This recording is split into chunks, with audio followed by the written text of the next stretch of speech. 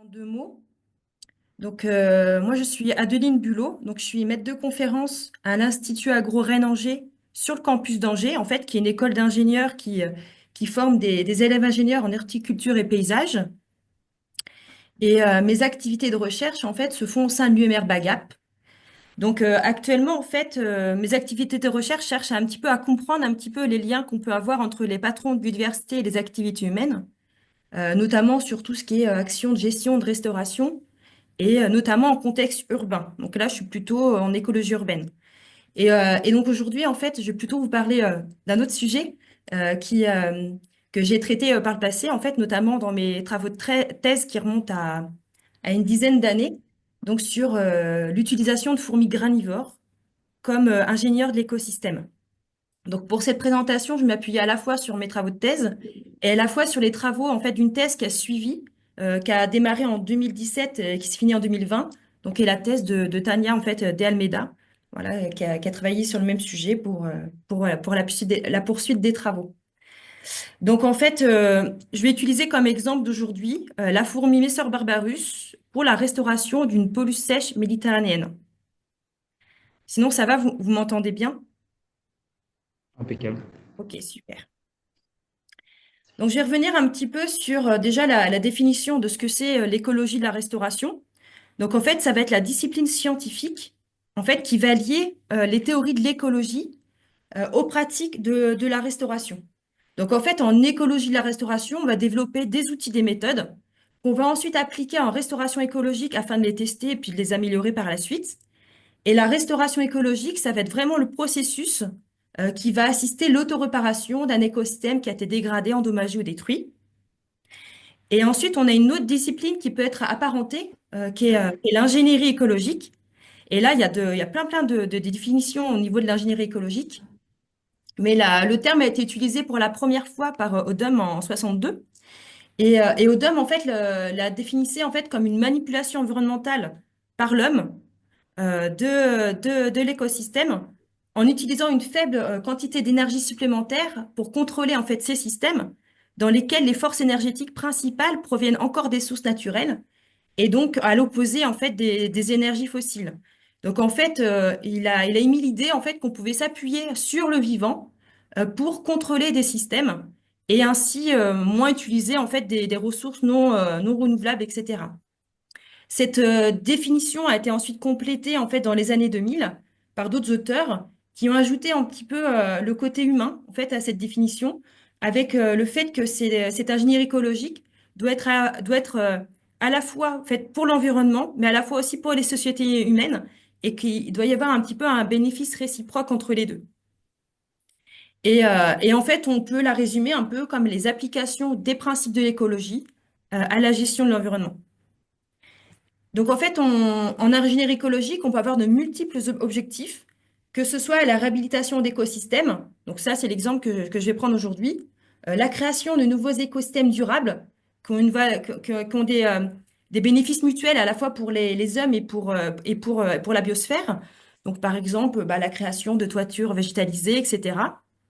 Et ou la mise au point d'outils biologiques pour prévenir ou résoudre des problèmes de pollution, maintenir, établir ou maximiser des services écosystémiques.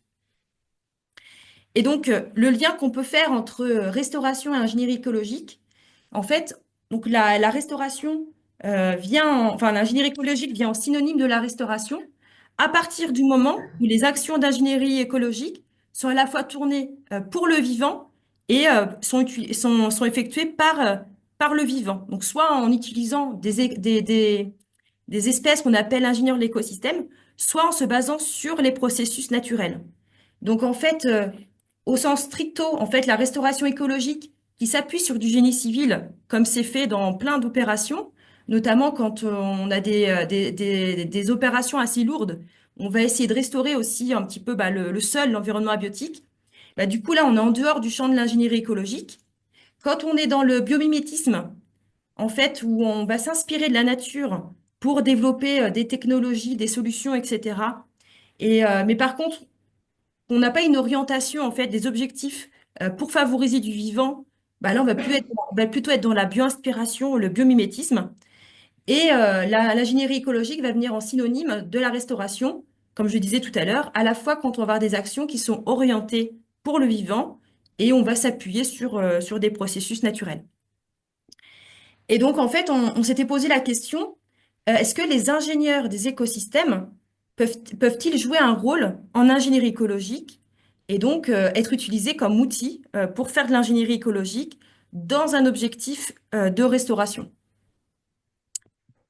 Et donc là, je remets juste un petit peu la définition qu'on pourrait donner aux ingénieurs de l'écosystème. Donc ça peut être des organismes qui, directement ou indirectement, vont contrôler la disponibilité des ressources pour d'autres organismes en causant en fait, des changements d'état physique du matériel biotique et abiotique. Donc ça peut être à la fois des plantes ou des animaux qui, par leur présence ou leur action, vont avoir en fait des rôles, des fonctions qui vont être majeures dans les écosystèmes et en fait, ils vont participer au maintien, à la création d'habitats. Et en fait, les changements qu'ils vont causer vont affecter d'autres organismes.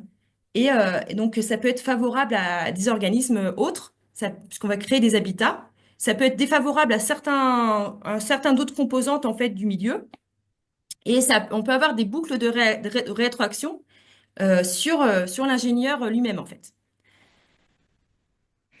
Et l'avantage à utiliser des ingénieurs de l'écosystème, c'est un peu comme le mentionné dans la définition de l'ingénierie écologique ODUM, c'est que du coup, on va réduire en fait un petit peu les interventions humaines et l'utilisation en fait de ressources non renouvelables. Et en fait, ils sont assez autonomes, donc ils travaillent tout seuls, quoi.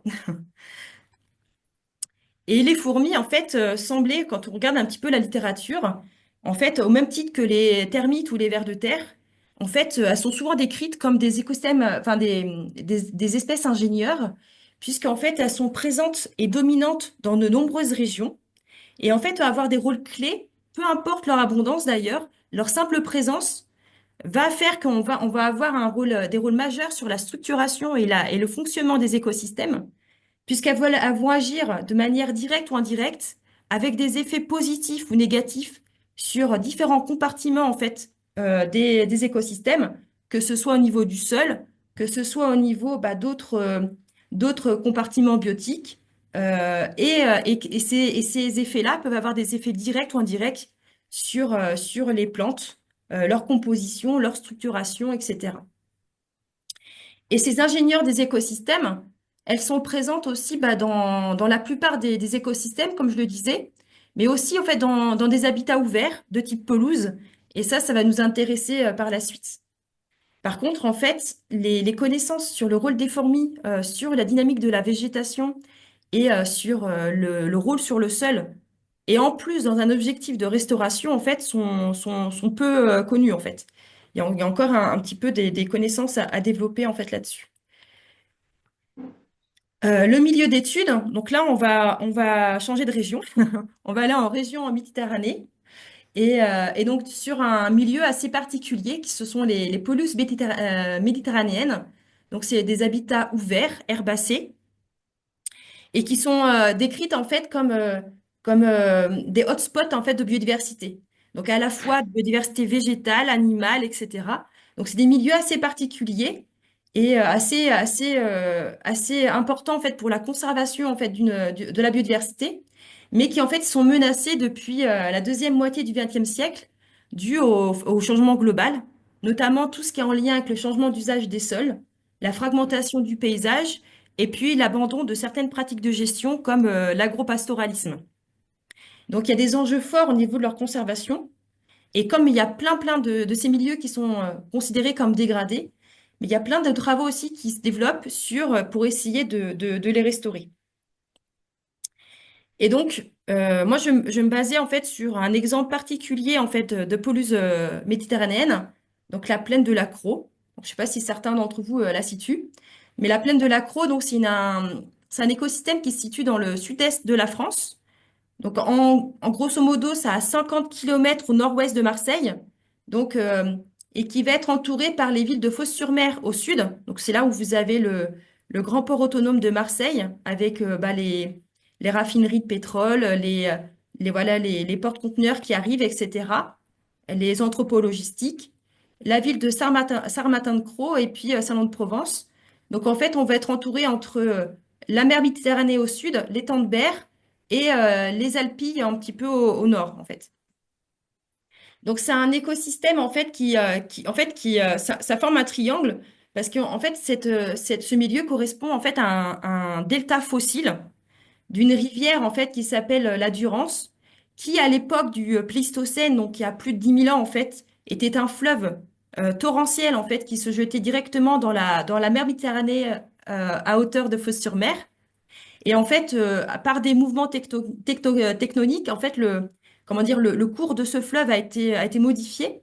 Et maintenant, en fait, ça s'est retiré et la Durance se jette en fait dans le Rhône à hauteur d'Avignon. Et donc, en fait, ce milieu-là, qui forme un triangle, c'est vraiment le delta fossile, en fait, de ce fleuve. Et donc, c'est un écosystème de type stépique qui est représentatif des pelouses sèches méditerranéennes et qui présente un habitat qui est unique en fait en Europe occidentale et qui peut se rapprocher en fait des pelouses qu'on peut retrouver par exemple en Afrique du Nord ou en Espagne, etc.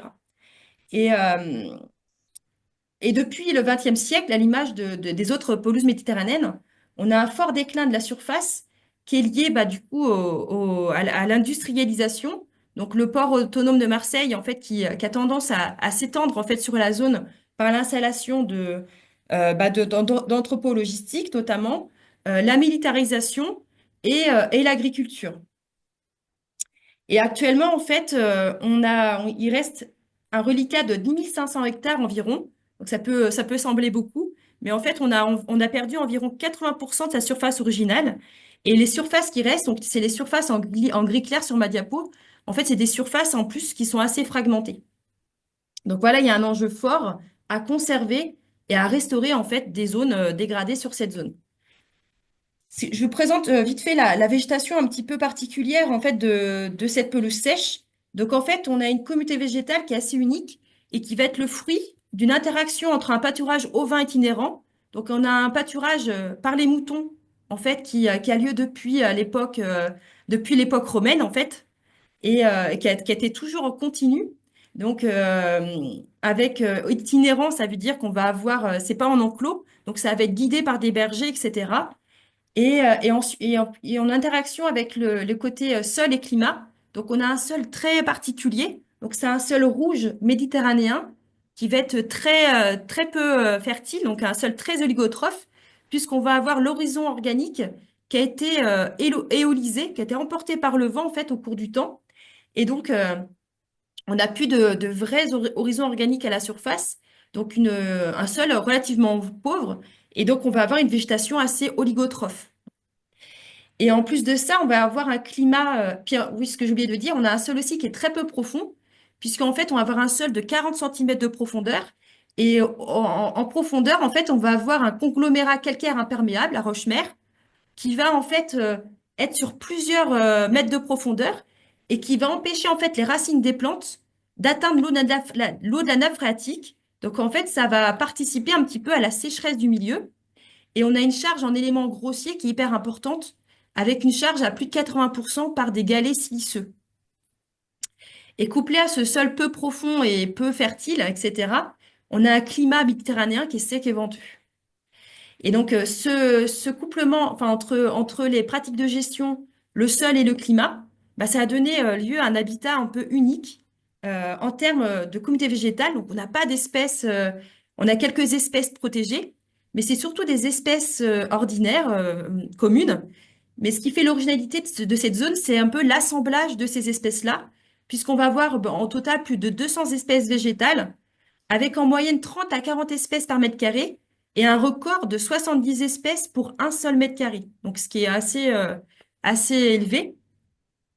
Et la végétation va être composée à 50% d'annuels, mais elle va être dominée et structurée par des espèces pérennes, comme le Brachypodium retusum, le brachypode rameux. Et donc cet habitat, en fait, cette communauté végétale va aussi présenter un habitat unique pour de nombreuses espèces animales, que ce soit des oiseaux stépiques, comme le gangakata, l'outarde canepetière, des reptiles, comme le lézard roselet, ou certains insectes, en fait, qui sont endémiques de la zone. Donc on a le criquet de Crau, ou le bupresse de Crau, qui est un petit coléoptère qu'on va retrouver en Crau et dans les Alpilles. Donc voilà, c'était un peu pour vous présenter un peu le contexte. Et donc ça, c'est une image un peu particulière de l'accro. Donc vous voyez, c'est assez singulier. Donc il y a une absence d'arbres, voilà, sur toute la surface. Donc on est vraiment sur une pelouse, une végétation qui est herbacée et rase. Et en plein cœur de ce milieu-là, en fait, et en plein cœur de la réserve naturelle, parce que du coup, il y a des zones qui ont été protégées par une réserve naturelle, en fait, on a eu un accident le 7 août 2009, une fuite d'hydrocarbures qui a été due à la rupture en fait d'un oléoduc qui transportait en fait du pétrole brut. Et donc, on a plus de 5,5 hectares qui ont été détruits par le déversement de 5400 mètres cubes de pétrole brut à la surface du sol, comme on peut le voir sur les photos, et en profondeur. Donc là, on voit le coup de godet et on voit que les 40 centimètres de profondeur de sol étaient complètement imbibés de pétrole. Et puis, bah, la végétation dessus et la faune, en fait, a complètement été détruite. Donc là, c'est une image d'un nid de fourmis mazouté, en fait, suite à la fuite. Et donc, il y a eu des travaux de réhabilitation suite à cette catastrophe, en fait, qui était à l'époque la plus grande marée noire terrestre, en tout cas en France, voire en Europe. Ça représente en fait en volume un quart d'Erika, pour vous donner une idée. Et donc, ce qui a été choisi en 2010, ça a été d'escaver complètement la zone, parce que comme on est en réserve naturelle et dans un milieu assez particulier, et une réserve qui a été créée aussi pour la protection des oiseaux stépiques, on ne pouvait pas laisser en fait voilà, du pétrole brut en surface. Donc en fait, les 5 hectares ont été escavés sur 40 centimètres de profondeur, évacués dans une décharge spécialisée. Et ensuite, on a été prélevé en fait sur un site d'honneur qui correspondait en fait à une zone de carrière qui avait été autorisée à s'agrandir avant l'accident. On a été prélevé du sol, donc on a prélevé du sol couche par couche et on l'a transféré directement en fait sur la zone à restaurer. Donc un transfert direct sans stockage avec un ratio de 1 pour 1. Donc ça veut dire que on a enlevé 5,5 hectares, on a remis 5,5 hectares. Donc c'est vraiment une opération de grande ampleur. Et ce transfert, elle a été fait en printemps 2011, puisqu'en région méditerranéenne, bah, en fait, les pluies se font principalement en automne et au printemps.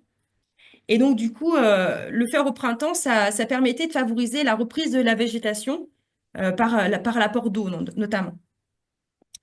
Et ce qui a été fait, ça a été aussi de reconstituer l'organisation verticale du sol.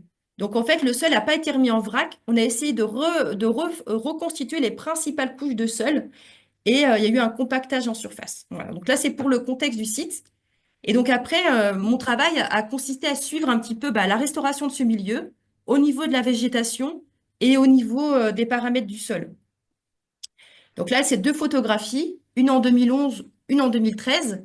Donc 2011, juste après le transfert, et en 2013, donc là, on voit la végétation qui a commencé à se redévelopper. Mais rien que visuellement, on peut voir que ça reste quand même assez différent de la steppe autour qui va nous servir de référence. Donc en fait, à chaque fois que je vous parlerai de steppe de référence, c'est en comparaison à l'écosystème qui n'a pas été impacté par la fuite et par le transfert de sol et qui se situe autour du site.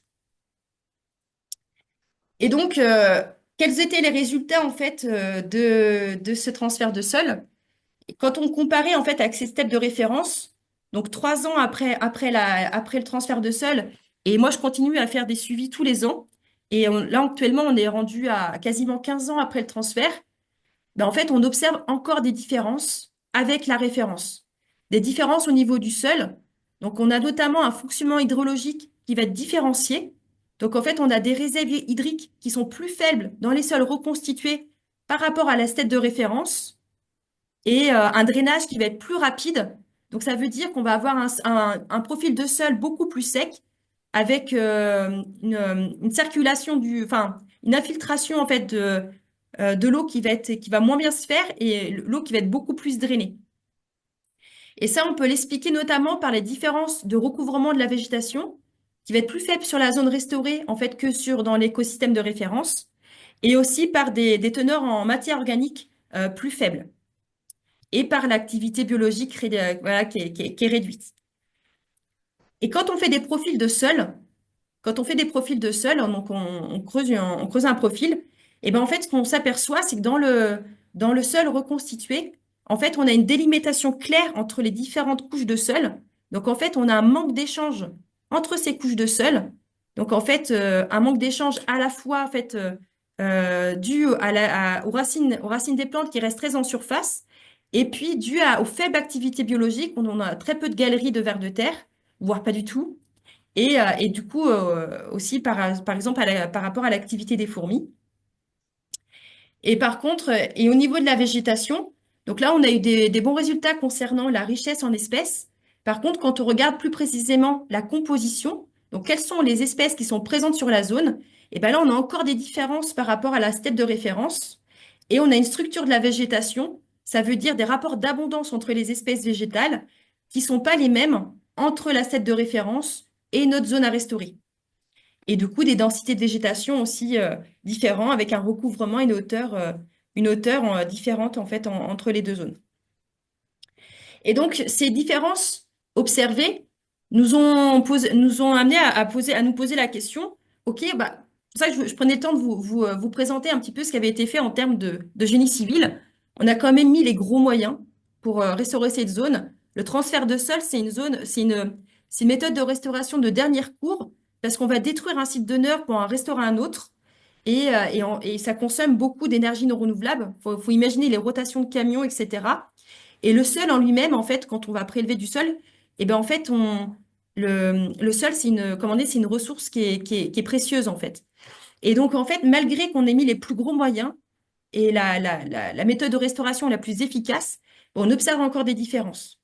Et donc, on s'est posé la question s'il n'y avait pas des moyens pour essayer un petit peu de compléter, en fait, ces résultats de restauration en utilisant, en fait, des actions en lien avec l'ingénierie écologique, et notamment si c'était possible d'utiliser des espèces ingénieurs pour compléter la restauration.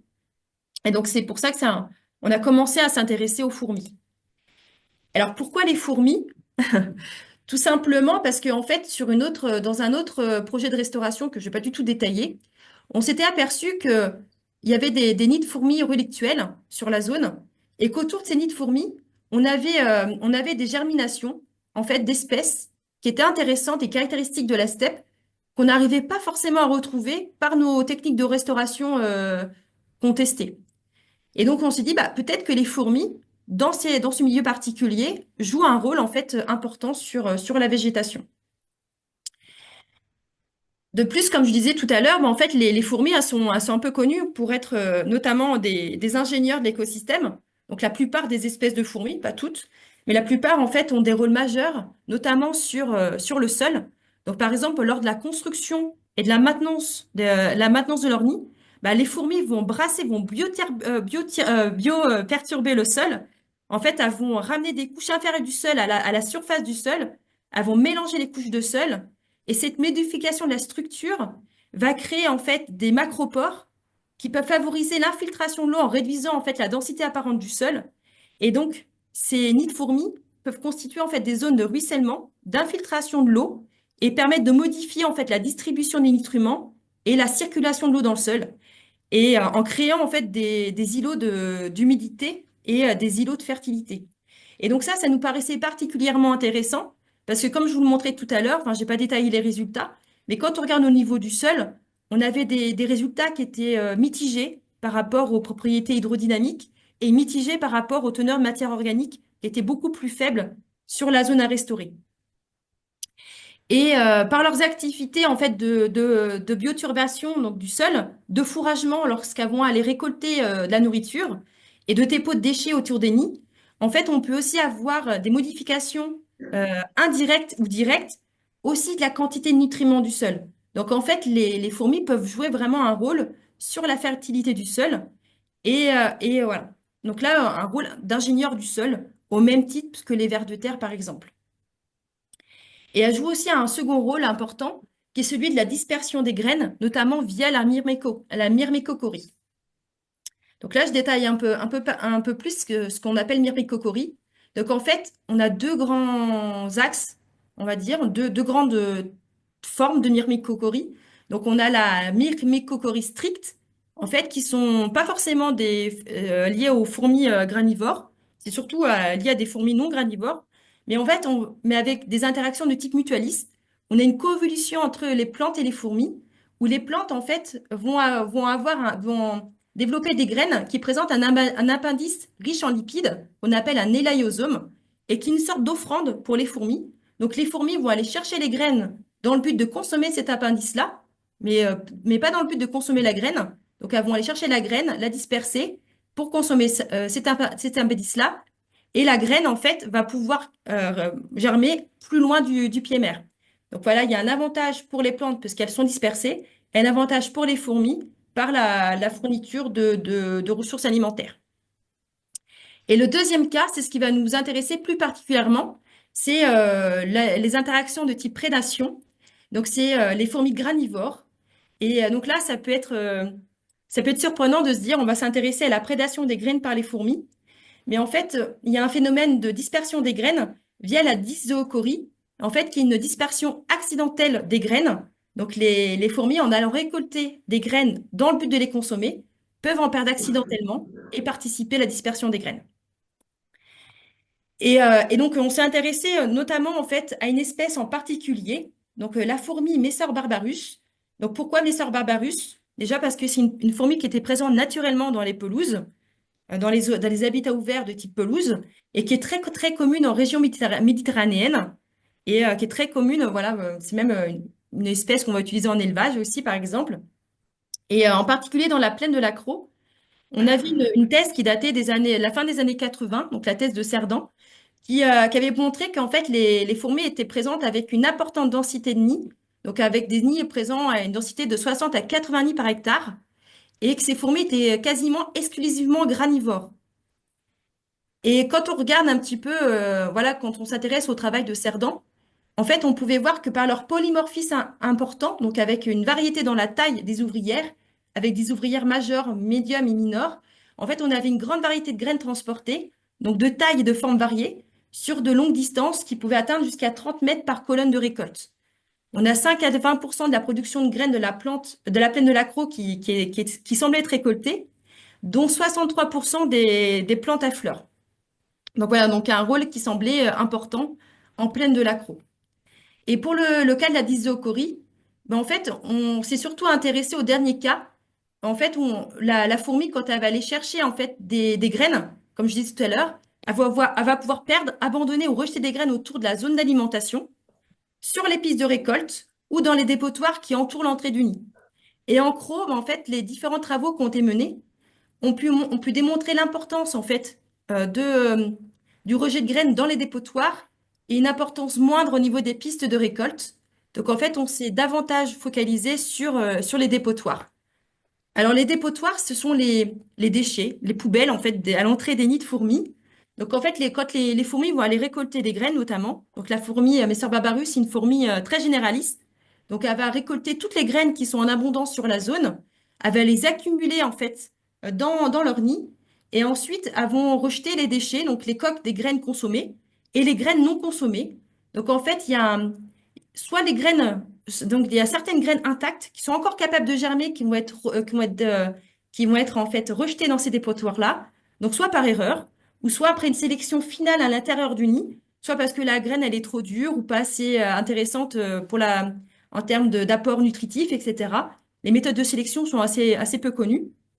Mais en tout cas, ce qui paraissait certain, c'est que les dépotoirs pouvaient jouer potentiellement un rôle sur la distribution, la composition, la structure de la végétation. Donc en fait, on s'est intéressé à ces dépotoirs-là en premier. Et donc on a fait une première étude dans la steppe de référence elle-même, puisque sur le site à restaurer, en fait, il y avait pas de nid de fourmis, hein, puisque ça avait été détruit en fait par la suite. Et puis le transfert de sol par la compaction n'avait pas permis en fait le retour des fourmis. Donc on a comparé en fait l'action des fourmis, comment dire, on a comparé l'action des fourmis par rapport à des zones sans activité de fourmis. Et ce qu'on s'est aperçu, c'est qu'en été, bah, après le pic de production de graines, et surtout à la fin de l'été, en août-septembre, en fait, on va avoir les graines qui vont être récoltées et qui vont être accumulées en fait dans les nids et qui vont être accumulées ensuite dans les dépotoirs qui entourent l'entrée des nids. Et au niveau de la banque de graines, donc on a fait des tests de germination de ces dépotoirs-là. On s'est aperçu qu'en automne, en fait, dans les dépotoirs, on avait une augmentation de la densité des germinations et de la richesse spécifique.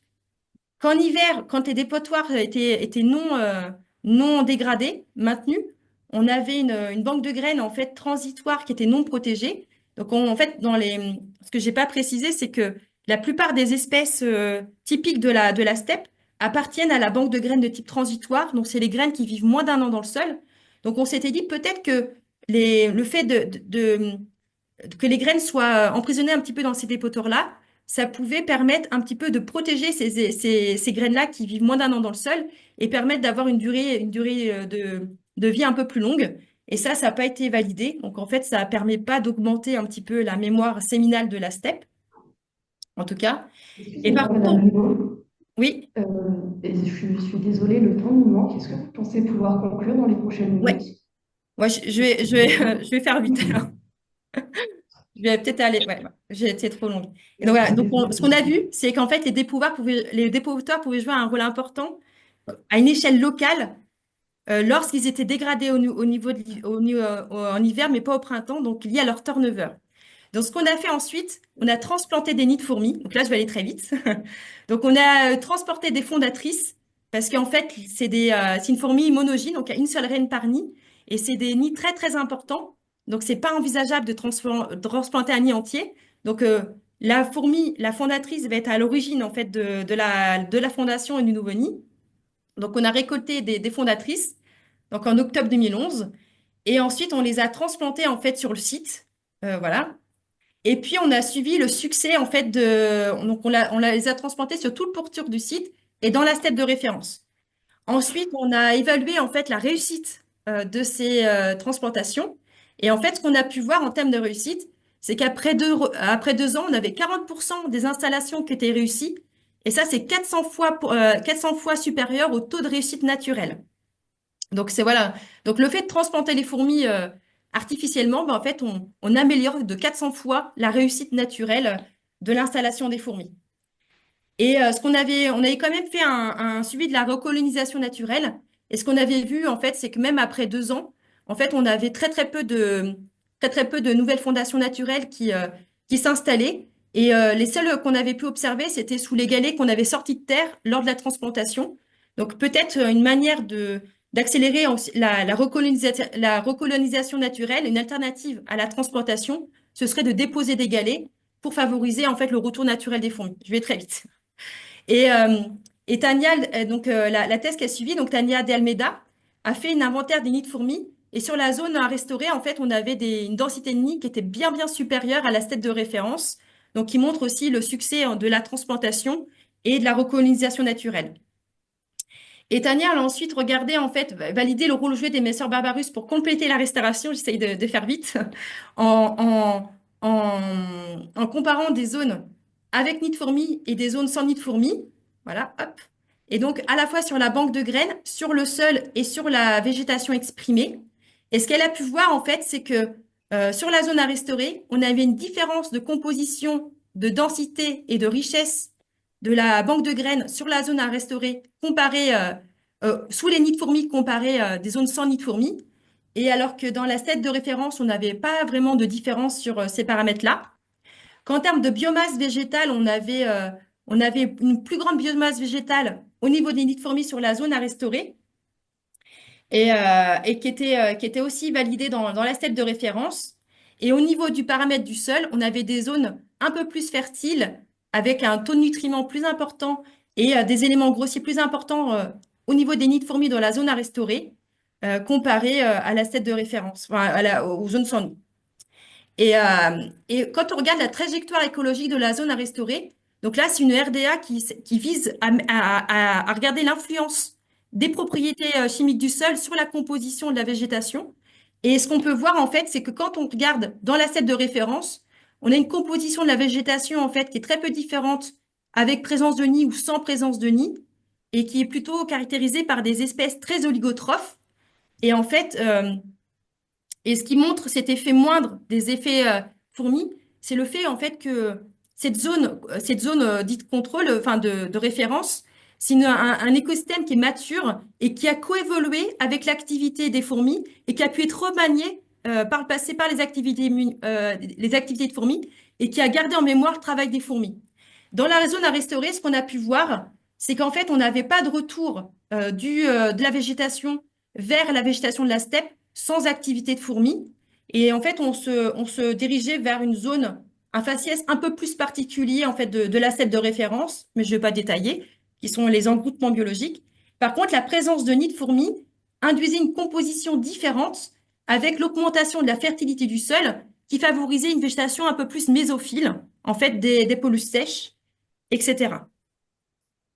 Et donc, la question, c'est de se dire, eh ben, en fait, peut-être que l'action des fourmis pour faire revenir la composition de la végétation au niveau des nids vers celle de la steppe de référence, peut-être que l'action se situe après l'activité des fourmis. Une fois que les fourmis abandonnent le nid, ben, en fait, on va avoir au fur et à mesure du temps un lessivage et une diminution de la fertilité du sol qui va permettre en fait aux espèces qui sont présentes dans la banque de graines sous les nids de fourmis et qui sont assez similaires à ceux qu'on va retrouver dans la steppe, de pouvoir s'exprimer en fait. Et donc, je vais conclure. Donc, Messer barbarus, c'est une espèce qui paraît intéressante pour la restauration écologique. Donc, pour l'instant, on a des restaurations de certains éléments. Il semble y avoir un changement de la trajectoire de la végétation dû à ces activités de fourmis, mais cet effet est mesuré à une échelle très locale du nid. Donc, peut-être que ça peut faire un effet source dans le futur pour le reste du site. Et les premières colonisations couvrent seulement 2,6% de la zone. Donc, ce qui serait intéressant, c'est d'étudier à la fois la dynamique de cette population de fourmis, avec l'établissement de nouvelles colonies, la disparition de colonies plus anciennes, et l'action en fait de l'abandon des nids, afin de déterminer quand la restauration passera à l'échelle du nid, à l'échelle du site, pardon. Et l'action conjointe avec d'autres organismes ingénieurs. Voilà. Désolée d'avoir été longue. Moi, ça a été un peu plus vite sur la fin. Alors, sur l'écosystème prélevé, c'est très clair. En fait, on a détruit l'écosystème prélevé. Puisqu'en fait, le transfert de sol, là, il a été fait avec un transfert avec un ratio de 1 pour 1. Donc, ça veut dire qu'on a prélevé 5 hectares sur 40 centimètres de profondeur, qu'on a transféré sur 5 hectares et 40 centimètres de profondeur.